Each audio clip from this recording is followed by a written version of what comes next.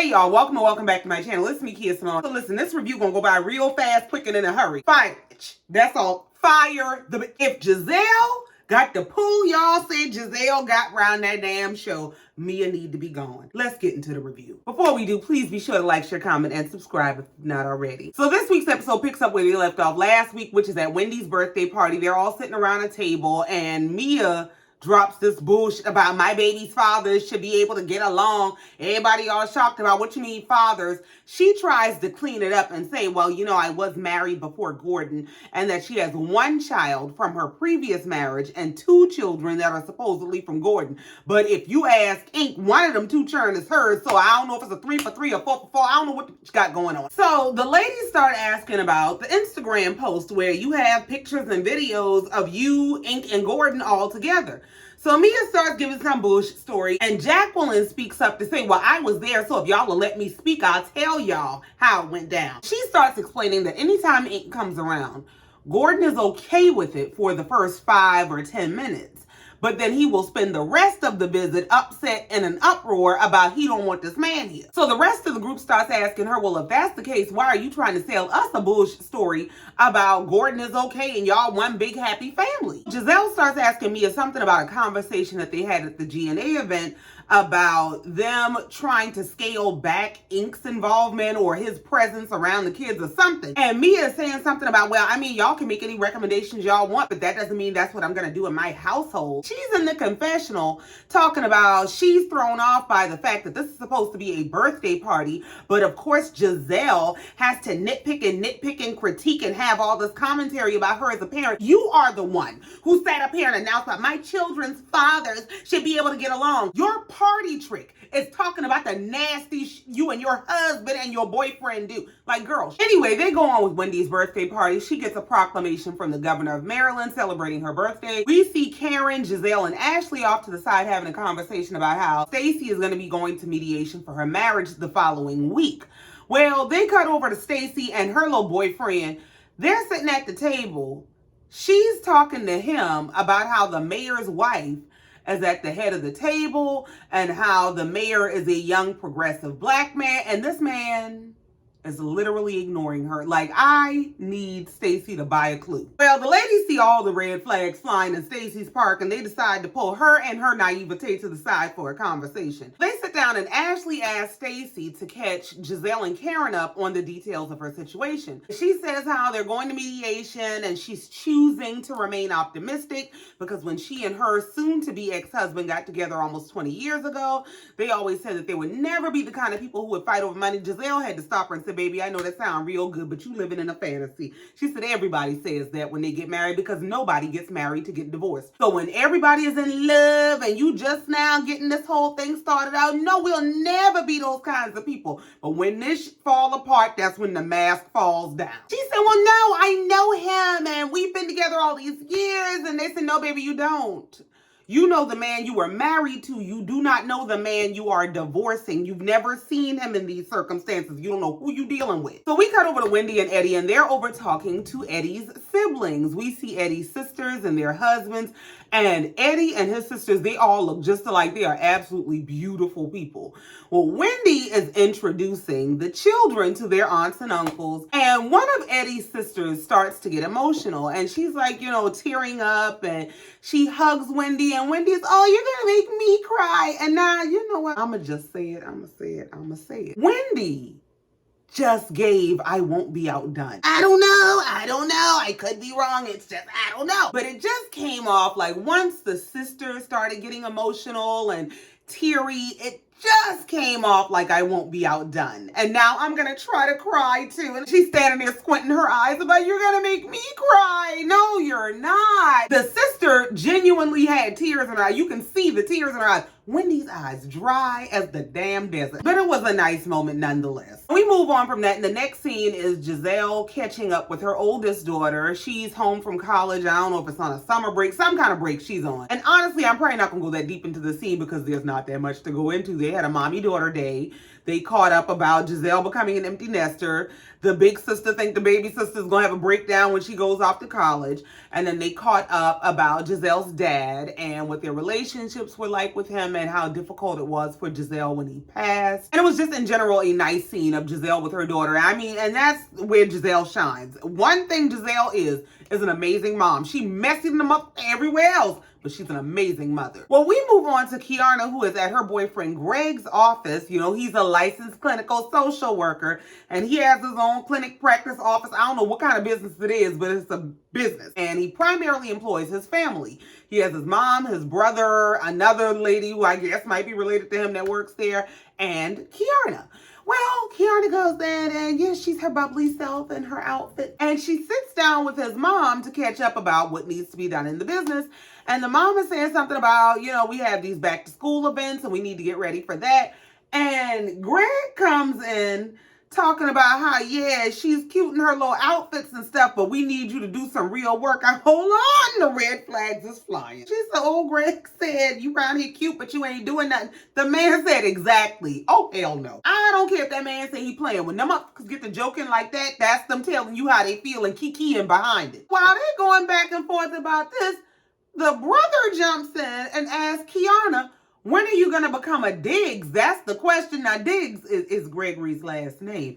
Now, my question is, why the hell are you asking her? Why wouldn't you ask your brother that shit? The man said, yeah, if she start acting right, she can become a Diggs. See, I don't be talking to hear myself.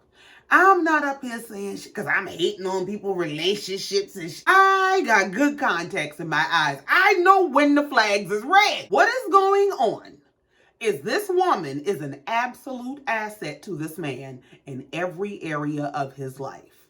But he can't tell her that.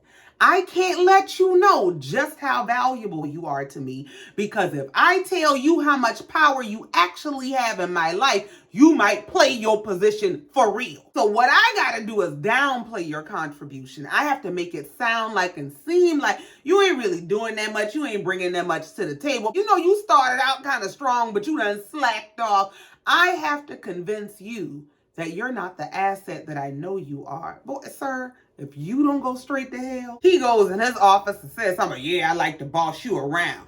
And Kiana is in the confessional explaining that she's 36 and Greg is 42. She said she sees him as kind of like a caveman, that he has these caveman-like expectations when it comes to relationships. She said he thinks I'm the man and I'm the provider, and she's supposed to be the little lady and he expects dinner every day. She said that's some prehistoric shit to her. Let me do me. Like, why you think I'm going to be home playing 1958 Housewives? So Kiana goes to sit down in his office and she said, oh, I don't act right. He said, at times. No, you don't act right at times. Yeah, you be off the hinges at times. She said, well, even if we get married, I'll be off the hinge a little bit. He said, yeah, I know you should work on that. See, let me tell you something. Well, she did update him and us about the progress of her case after that girl threw that drink in her face. She said she talked to her lawyer. The lawyer told her that everything is going well. It's moving in her direction and let them take care of it. And she said in the confessional that when this whole incident happened, that Greg was really concerned because it was one of his worst fears for her that something would happen, and it caused him to not really want her to be a part of this. It made him say, I don't know if I really want you in that group. I'm gonna tell you personally, I don't believe that's what it was. Looking at this man and watching this man, I'm not going to say that he wasn't concerned, that he wasn't upset, that he wasn't bothered that that happened to her. I'm not going to say that, you know, he doesn't love her. It's not even anything like that. What I think is there's something not so secure about this man. There's something about Kiana that triggers that not so secure about this man. And he has to keep her at a certain level in order for her to not be a threat to his ego. And I think the whole, I don't really want you on that, I don't really want you to be a part of that, is about keeping you from growing and blowing into something that's too big for me. It's almost a, I know this girl is out of my league kind of vibe. That's what I get. It's really this vibe of, I know this girl can go pull somebody from way up here. And for some reason or another, she chose me. And rather than lean into that in a way of, listen, you the shit. And I know I didn't hit the jackpot. I know God did his big one when he dropped you off on my doorstep. Rather than do that, you have to pay. No, you really ain't working that hard. You ain't doing that much. You ain't bringing that much to the table. Yeah, you probably need to check your attitude. Yeah, you need to work on this and you need to work on that. It's this game of trying to keep you in the mindset of you ain't quite good enough yet. You ain't really made it yet. Maybe if you work on this and this and this and this, maybe I'll give you my name. See, I'd have fucked it up before it started because I'm the type, don't think you gonna dangle marriage in my face like a carrot. Like maybe if you act right, I'll give you my last name. Sir, me taking your last name would be an honor to you. Don't fuck with me. So we move on and we see all the ladies getting together for lunch. They're going to catch up with Stacy following her mediation. And she tells the ladies, you know, that the conversation that they had at Wendy's party was eye-opening, and so was this mediation. She said, well, you know, when you go to mediation, they have to do a full financial disclosure. She said she found out about an account she didn't know about and her name that she didn't know about. And before she explained that, she said, well, let me start by explaining that I haven't paid a bill in almost 15 years. I don't know who gets what and what goes where. My husband takes care of all that. And Wendy speaks up to say, well, don't feel bad because I have the same dynamic with my husband. She said, I don't know how to pay my mortgage. I don't know who the mortgage company is, how much the mortgage is. I don't know who my light company is. I don't know nothing. For me, listen, I know that is goals for a lot of women. That is the soft life for a lot of women. That is the highway to hell for a lot of women. I don't know what the obsession is with turning over the reins of your life to a man, especially when there are countless stories of those men turning you upside down in the 6th and 7th decade of your life after you done gave them 4 and 5 decades. Like, I don't understand the whole, I'm just a girl. I don't know. Maybe we'll live here tomorrow. Maybe we won't. I ain't saying you got to tell the man don't take care of me now. I mean, because my preference and requirement is a provider. So I understand. But to just be in the blind, yeah, you might pay the mortgage, but I'm going to know how much that bitch is. I'm going to know who gets the money. I'm going to know whose name is on the deed and the bet to be mine. Well, when Wendy speaks up to say, well, I'm in the same boat because I don't know how anything runs in my house financially, Stacy says, well, that's because you trust your husband. Wendy say, yeah, I do, but it's also because, I know everything about the kids, so that's the least you could do is take care of everything financially because I take care of everything with the kids. And thank God she does go on to say, well, you know, listening to y'all talk makes me feel like while I do trust my husband and I'm not going through a divorce, I probably should go home and see who is my mortgage company. How much is the mortgage? Is it getting paid? Who name is it? Like, I should probably go look this shit up. And you absolutely should. I don't know. Maybe it's PTSD. Maybe I need to go talk to the lady. I don't know. But I don't understand having that much love or trust. I ain't saying he can't pay all the damn bills, but at least know who, what, where, when, why, how. I have heard more stories than I can count of people, women, who wake up one day and find out this man ain't paid the bills in 9 months and we got to go today. Or this man done gone got him a girlfriend, and I'm thinking all the property belong to us. He got shit over here in her name, or the wife passes away and the husband trying to run off with everything and don't leave the kids nothing. My thing is, your partner doesn't always leave through divorce. So what if something happened, God forbid, what if something happened and he passed away?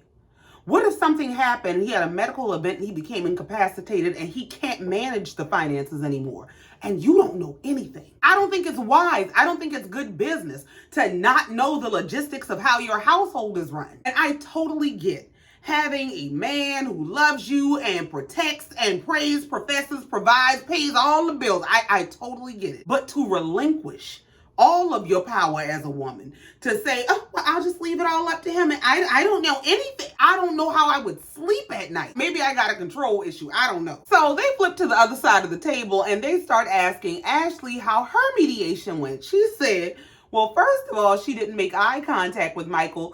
And not only did she not make eye contact, they didn't make an agreement. They couldn't come to an agreement with their mediation because Michael wanted the terms to be that Ashley could never, ever, ever speak of him, especially on this show, for the rest of her damn life. That man out of his mind. This man said she can't speak of him, especially negatively, or say anything disparaging, or have people think anything negative of him. Ashley said, what the hell does he think I am, a wizard? I can't control what people think. Yeah, she's been trying to do that for years, and you see how that worked out. So then we move on. We see Karen having a mother-daughter date with her daughter, Raven, who flew in from New York just to have lunch with her mom, and she's flying right back, and they catch up about her career. She really loves her career. She's having a great time in New York, and she comforts her mom about her accident and her friends and all that stuff. And she tells her mom, you know, if your girlfriends are gossiping about the whole incident and the first concern is not you and your well-being, then those are not your friends. And well, yes, that is true. However, your mama had happened to be out there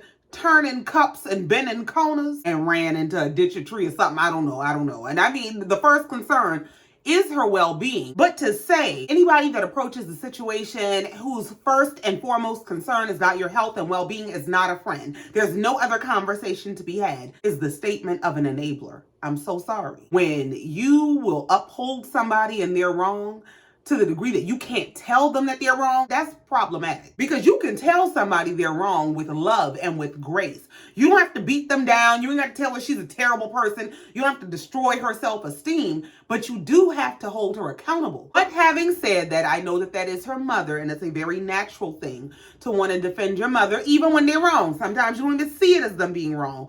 But other times, you got to put on your big girl drawers.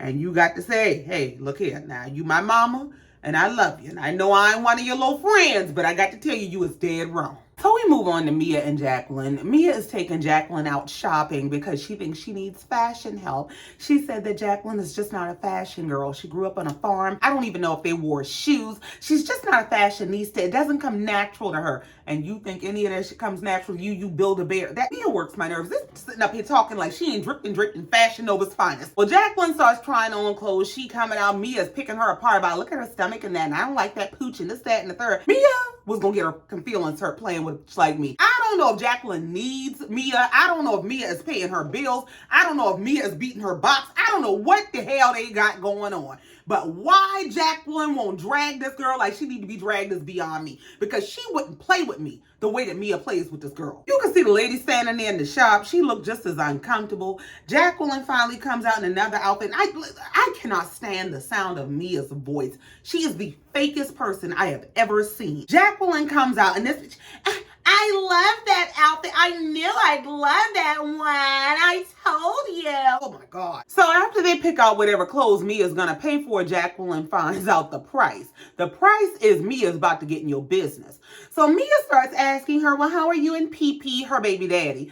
Jacqueline said, well, we're good. You know, there's been a lot of hurt in our relationship, but we're working on our friendship first. And Mia's, oh, okay, that's good. But I mean, hasn't he been around a long time? You've given him like 13, 14 years. Jacqueline said, well, Ink has been around a long time and you still giving him time. So Mia said, well, I mean, that's true, but Ink and I have just recently agreed to be in a relationship. Oh, so he ain't never picked you before this. Okay. Mia's about how the only reservation is Gordon. And of course it's a problem because I'm dealing with somebody who wakes up on different pages every other day. Go to divorce court and get it all on the same page. And then Mia goes on to say how Gizelle pissed her off at Wendy's birthday party by bringing up the social media posts about Ink and Gordon being together and how she didn't think that was an appropriate setting. And Gizelle must be obsessed with my social media. But you put it on the internet. That's a dumb hoe. People who put their business on the internet and then tell the internet to mind their business are a special kind of crazy. So we move on to the final scene of the episode, which is Ashley is doing some kind of volunteer something for a program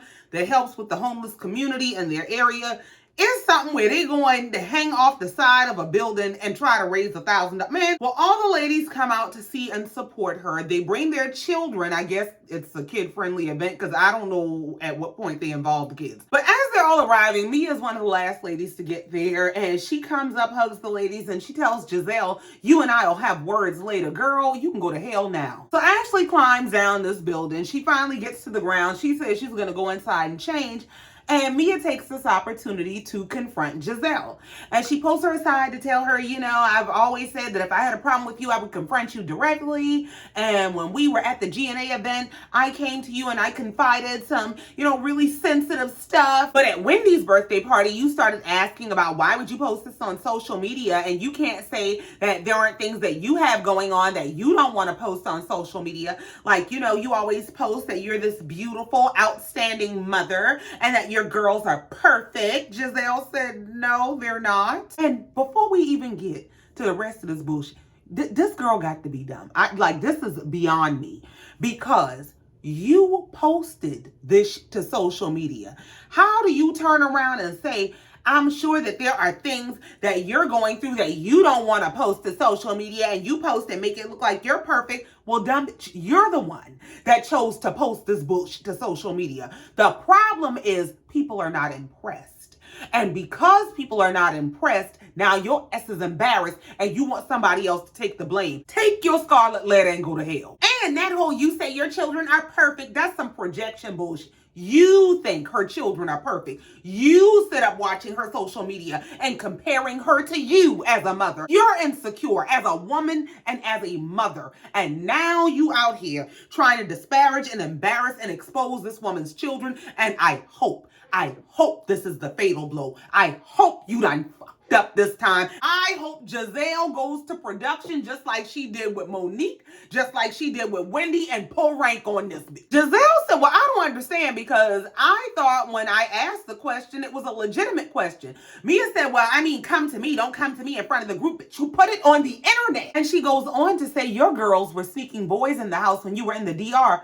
Gizelle said that didn't happen. She said, yes, when we were in the DR, your girls were back at home and you said you caught them sneaking a boy in. Gizelle said, oh, they were at home, and yeah, I did catch a boy on the Ring camera. Now, here's my thing before we even get off into this. Remember when Sheree called herself throwing Nene's son in Nene's face and the things that Nene's son was going through at that time? And then fast forward a few years later, her son hit about the same age that Nene's son was at, and he started getting in trouble too, and he was catching DUIs and all kind of shit. You don't know who your kid's gonna be, and you don't know what your kid's gonna do. Shut the hell up about anybody else's. So when Gizelle acknowledged that, yeah, I did catch a boy on the Ring camera, Mia said, and then she told me, but I didn't say anything because, that's your business, but you get on social media and post like everything is perfect. Bitch, what? Mia said, I don't question why you only post them being outstanding girls. What is she supposed to post? Oh, I caught my girl sneaking a boy. Like, what is she supposed to do? Embarrass her children the way you do yours? Girl, if you don't slide down a pole to hell. Gizelle said, well, I'm not going to post anything like that. And if my girls would like to show